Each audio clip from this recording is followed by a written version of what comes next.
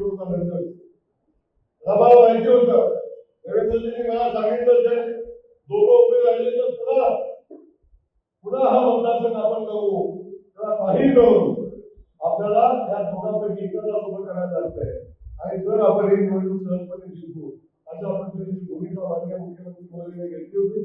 आणि मुख्यमंत्र्यांना मला शब्द होता साहेब चिंता करू नका आता कराल उत्तरेची निवडणूक एकच होईल त्यामुळे दादाला विनंती केली आणि दादाने ऐकलं मुख्यमंत्र्यांचं ऐकलं आमच्या सगळ्यांचं ऐकलं आणि त्यावेळी अनेकांच्या मनामध्ये शंका निर्माण झालं. लोकसभेच्या निवडणुकीच्या वेळी मी जिल्हाध्यक्ष होतो आणि जिल्हाध्यक्ष म्हणून काम करत असताना समन्वयाची जबाबदारी माझ्यावर होती.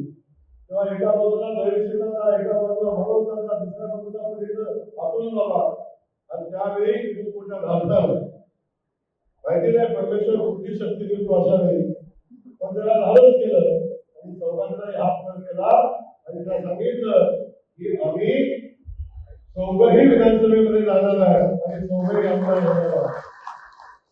आणि खऱ्या अर्थानं जेव्हा आपण प्रामाणिक भूमिका घेऊन काय भूमिका घेत असतो तेव्हा परमेश्वर आमच्या पाठीशी राहत असतो देवाभाव आपल्या पाठीशी राहत असतो आणि त्याचं फलित म्हणून आज आपण म्हणतोय की आम्ही चौघही आमदार आहे. आम्ही चौघही आमदार आहे.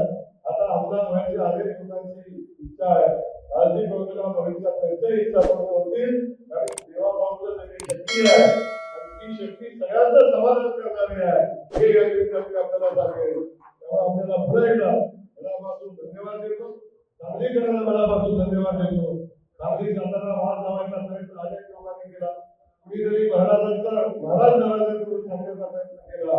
कुणीतरी मतदारांचा थोडा तळा मारून मतदान करण्याचा प्रयत्न केला.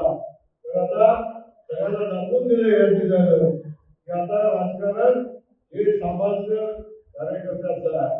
आता कुठल्याही प्रस्थापितांचं आणि वादावर कारखाना बसून राजकारण चालणार नाही तर आता गावघरामध्ये येऊन राजकारण करावं लागेल हा मेसेज या ठिकाणी दिलेला आहे.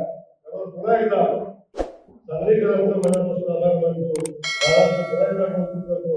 माझ्यामुळे आपल्या आनंदावर मला जो उत्साह असतो तो कमी झालाय परंतु कोल्हापूरकडनं मला इथे यायचं दादांचा आग्रह होता की भाऊ तुम्ही आल्याशिवाय मी सर्टिफिकेट घेणार नाही त्यावर मला एकदा बंधन करत होतं.